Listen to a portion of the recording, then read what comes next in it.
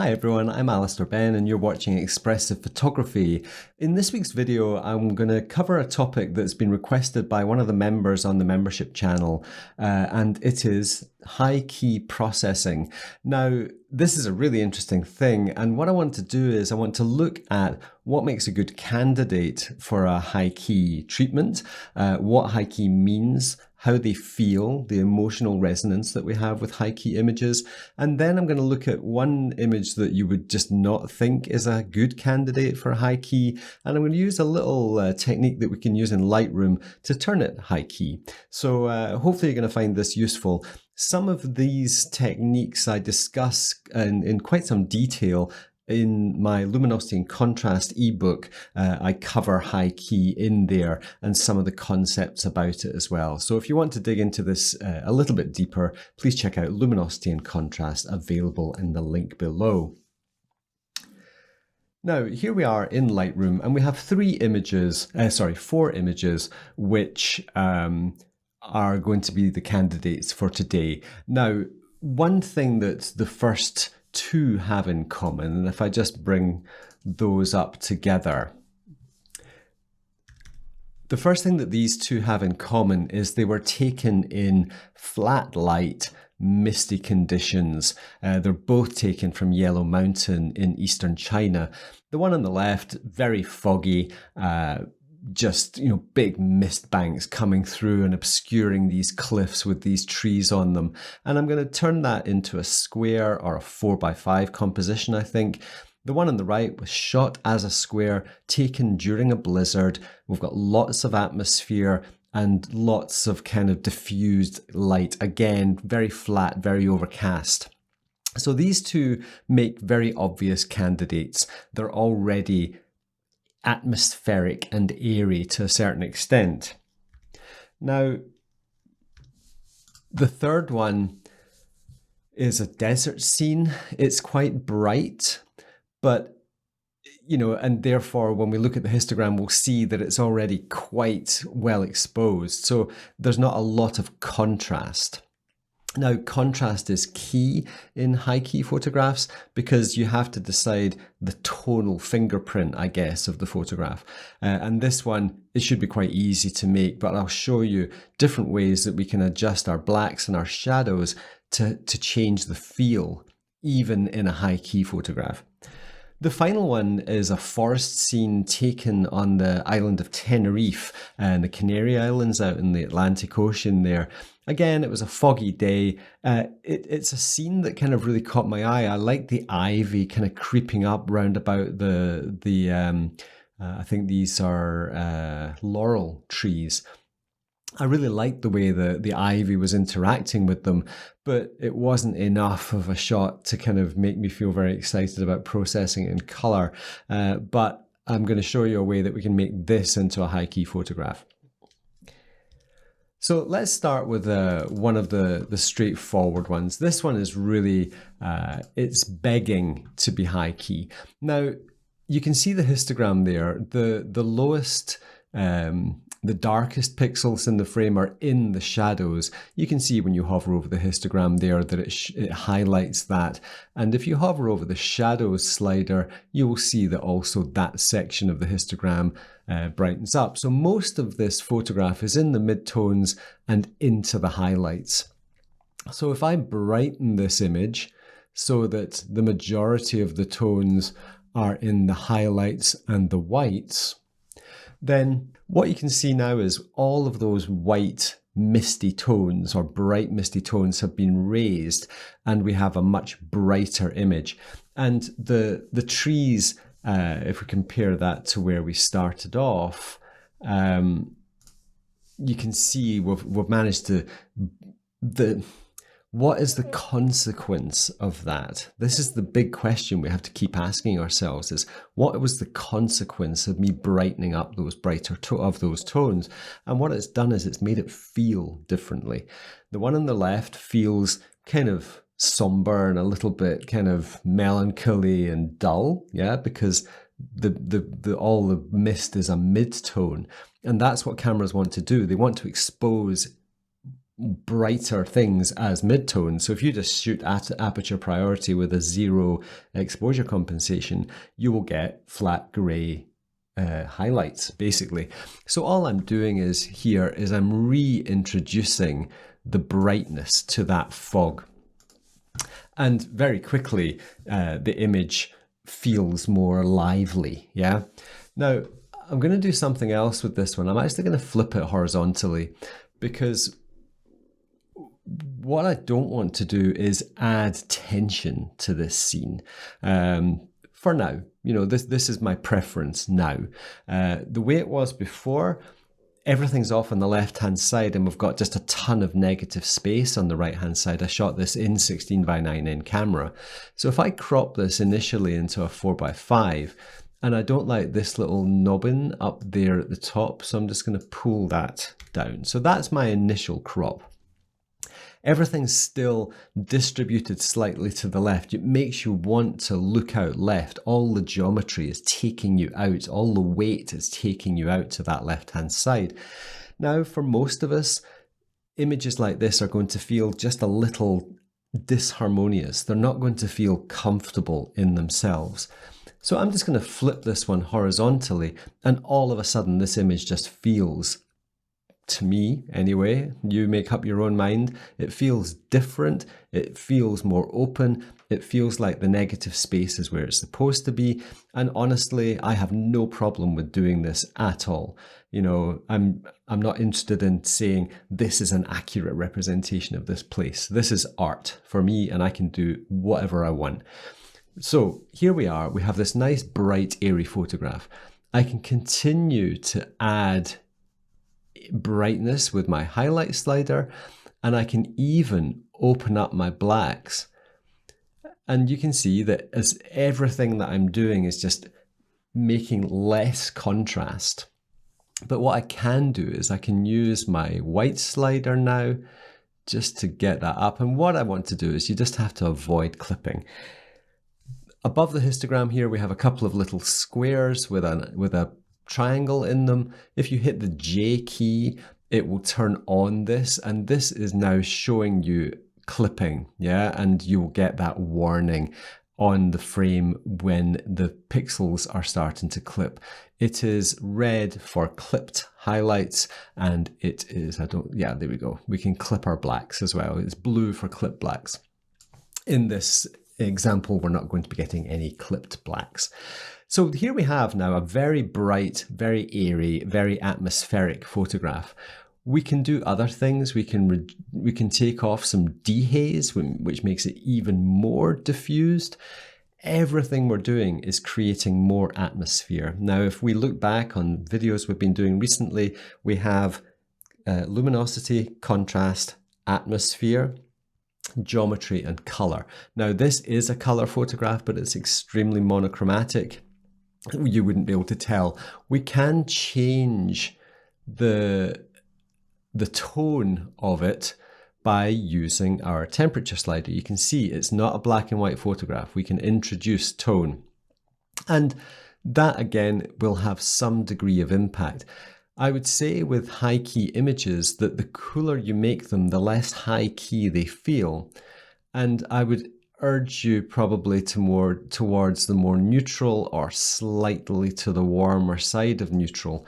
Otherwise, the image starts to take on a slightly melancholy feel, a slightly somber feel, which is kind of in conflict, emotional conflict with the atmospheric elements that we're trying to portray here. So this one's really quite straightforward now, and I kind of like it like that. And I think that is a very nice high key photograph, in my opinion.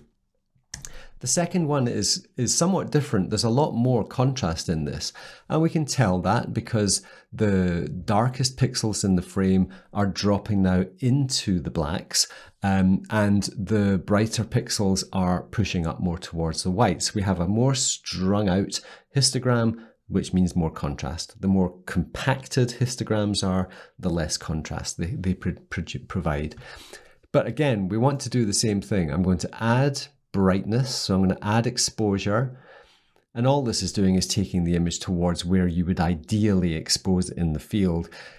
Sometimes we have a conflict between exposure and how much ISO we want to do. This was a very gloomy situation, and I shot this at 1/25 of a second at ISO 320. I could have pushed the ISO up another, to 650 or something like that, and it would have been brighter. But I was more interested in capturing the atmosphere of this. And as long as you're not getting clipping in your shadows or your highlights, you're really not got too much to worry about. Now, as soon as I've brightened this image, you can see the darker tones in these pine trees here have brightened somewhat. I'm going to do more with that. Again, I'm going to increase my blacks so that I'm taking away those shadows. I don't want... taking away the blackest parts of the frame. I'm not wanting contrast. I want some contrast, but I don't want tons of contrast. So what I've done there by opening up the blacks is I'm actually reducing contrast. As we just said, I'm compressing the histogram so that the blacks are getting closer to the whites, and that produces less contrast. I can use my white slider to introduce some brightness again, which is, you can see it's up here in this top left-hand corner. If I push it too far, we start to get clipping up there, which I want to avoid. But equally, I can use the highlight slider to produce a little bit of highlight contrast. And I'm clipping in the blue channel, so I'll just avoid that. Now, the shadows slider, if I open my shadows, you can see I'm getting less contrast again, because that's also dragging the left-hand side of the histogram and pulling it to the right-hand side. And the less contrast I have, the more high key it's going to feel. High key just means highlights and whites. It just means brighter. So the less we have from the midpoint of the histogram left, the less of that information we have, the more high key the image is going to be. And the more we push histograms into the right-hand side of the histogram, the more airy and bright and ethereal they're going to feel. So good candidates for high-key photographs can be just about anything, as long as you take away your shadows and your blacks and push them towards the midtones. Now, something else I'm going to do with this shot is I'm going to add some vibrance, because I really want to pick out the greens in those pine trees, because I think the green is, in this particular case, it's quite a joyful element. It's showing life, yeah. But I'm going to also have a look at my temperature and tint. Now you'll see again, if I pull this down towards the blues, the hue of those greens has gone to the cooler side, and it's taken on a slightly melancholy feel. Personal preference, again and again and again, yeah. But it's up to you to look at your photographs and determine where your emotional preference is with what you're making the photograph look like. Every look has an equivalent feel to it. So that's really, really important. In the new book that I'm writing, The Color of Meaning, this is exactly the type of thing I'm talking about in significant detail. So I hope you're going to support that when it finally comes out. I'm going to move on to the next image. I could work this one for a while because it's an image that I actually really like. I'm going to add a bit of texture. I just want to bring a bit more of that kind of snowy atmosphere into this scene. And again, that is an image that I really like. Tons of atmosphere, tons of mood, but it's bright and exciting as well. So yeah, happy with that one. The third example is from the Gobi Desert, as you know, my kind of playground. Now, this is one that I've already upped the whites. This was the exposure as it came out of the camera. The first thing I've done is I've added luminosity, and I'm just doing that with the white slider. And as soon as we do that, the mood changes. This is something that I can't repeat often enough. Every slider tweak that we use in whatever program, whether it's Lightroom or Adobe Camera Raw or Luminar or whatever that's called, or Capture One, Adobe Camera Raw, Photoshop, you name it, every slider movement changes the emotional feel of the photograph. And this is what expressive photography is understanding what those emotional changes are. So as soon as I brighten that, two things happen. One is we lose some of the saturation. Brighter images have lower saturation natively. If I take off even more of the saturation, then the impact of the photograph is reduced. We're allowing just the geometry and the low contrast to have the impact. We're taking color out. We're making it less of a powerful trigger. If we crank up that, it just becomes this orange kind of shout fest. We need to appreciate that we can make images that are really subtle in their color space as well. And I will add a bit more of the warmth into there. The cooler it goes, you'll see we start getting into a ghostly feel. It does look like a ghost. This is the head. These are the arms. So we don't want to get it too ghosty, but equally ghosty is also good. Let's go ghosty in high key. So I'm going to make it really bright. I'm going to add my highlights. Again, I'm going to get my black slider and I'm going to take out the blacks so that it gets really ethereal. I'm going to use the dehaze to make it even more diffused, but I'm going to bring back in some contrast with my shadow slider. And I'm just going to pull my midtones down a fraction.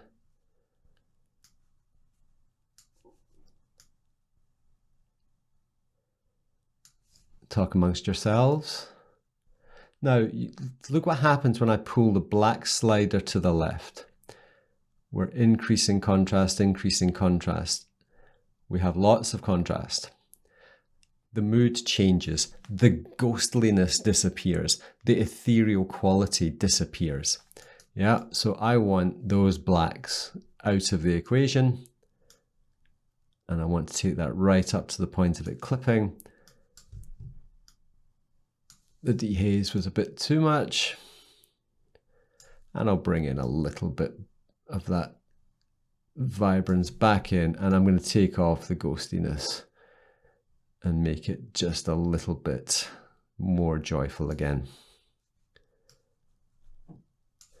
Now, this is an image that it could go so many different ways, because all we could do is we could stick it straight into black and white and make it really really high key.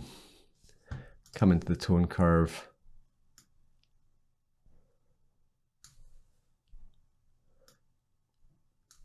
You know, so we can make this image just like so faint and minimalistic that it's almost, well, what is it? We've lost that kind of idea of what it is. I'm not processing this image to come to some kind of final conclusion. It's more demonstrating the different techniques. I think the first two images, I processed them more as photographs. This one, I think, was a good opportunity to look at different things that we can do. The final photograph, no one in their right mind is going to call this high key. It's dark, it's gloomy, it's mysterious. Anything I do to this photograph is going to make it more gloomy and mysterious. So cooling it down, taking some dehaze, I guess, will make it a bit more atmospheric.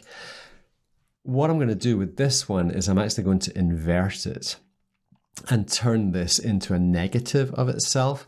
So what I'm actually going to do is darken the photograph until it starts to clip. And what that's doing is it's making the blacks as dark as they will go.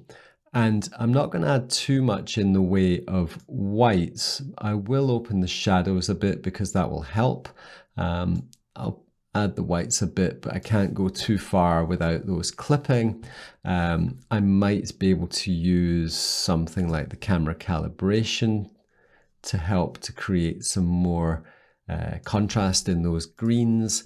And I might be able to have a play around with the temperature and the tint to do something like that. Now, the way to invert a photograph in Lightroom, there's a button that does it in Photoshop. You just go Image, Invert. We use the tone curve in Lightroom, and what we do is we take the blacks and make them white, and we take the whites and make them black. Now, this is obviously a color inversion, so the greens have become purple or magenta, so we need to go into black and white. So now we have a black and white photograph where the blacks are now whites and the whites are now black. And we can come back into our basic panel here now. And as we move the blacks, you can see we're introducing detail. And the whites, we can make them less white. The highlights can become less highlighty. And then our shadow slider is going to determine how much detail we have in our shadows. And then our our mid-tone slider, we can play around with. And as you can see, we're darkening this image on the exposure, but it's getting brighter because this is an inversion. Now, I'll crop this down to a 4:5 because anyone who knows me knows I have a complete aversion to 3:2 verticals. And this is a high key photograph. Now, I get that this is unusual and it's not something that's done very often, but we can make dark, moody photographs into high key photographs. Something I'm going to do again with this photo is flip it horizontally and see what it looks like. Now, I don't like this. Yeah, the way it's falling over like that, those angles have got unnatural to me. So I'm going to flick it back the way it was and it feels okay like that because this is where our eye is going to, and that vertical branch has a stable feel to it, and therefore psychologically it's saying this is okay, and the stuff falling off to the left doesn't bother us quite so much, and our eye does get drawn through to this area in the back. But I kind of like the way the ivy kind of stands out there, and it's quite incongruous. So here we have four very high key photographs from our original 4 raw files. I would like to think this little demonstration shows you that as long as we don't have too many things set in our mind in terms of how things have to be, that we have freedom to make photographs any way we want, and it's our imagination that powers that creativity. It's not what somebody else thinks about it or what they want it to look like, it's how we feel about it. If you go over now to the Zen Haggis channel, I've just published another video on there where we're talking about dissolving the box. We talk an awful lot of time in our creative conversations where we think, oh, thinking outside of the box, or, you know, that image is very outside of the box. And people think about breaking rules as being outside of the box. But the video we've just published over on the Zen Haggis channel, which is new, we just started it last week, is all about personal development, how we can make creative living much more important to us, where we are doing things in a far freer, far more intuitive, far more exciting and passionate way. So please consider jumping over to the Zen Haggis and watching that movie where we're talking about dissolving the box altogether. No more outside the box, just no more box. That's a far better place to be. I hope you found this useful. If you have, please hit the subscribe button. That's really helping us out. Please look at some of the products that we have for sale. Creative black and white processing cover some of this stuff, as does the Luminosity and Contrast ebook. Thank you very much for supporting the channel, and thank you once again to everyone who's hit that join button down below and is supporting us with your monthly subscriptions. That's hugely appreciated. Have a great week, everyone. Next week, I think we're going to be diving back to the trip I went on to Iceland with Thomas Heaton and Adam Gibbs. There's quite a few images that I really like that I haven't shown yet, and given that a bit of time has passed now, 2.5 months, it's kind of exciting to sort of go back and visit some of that. So next week, tune in for a little trip back to Iceland where I'll be comparing some of the shots I took on film with some of the shots I took on my digital D850, my Nikon.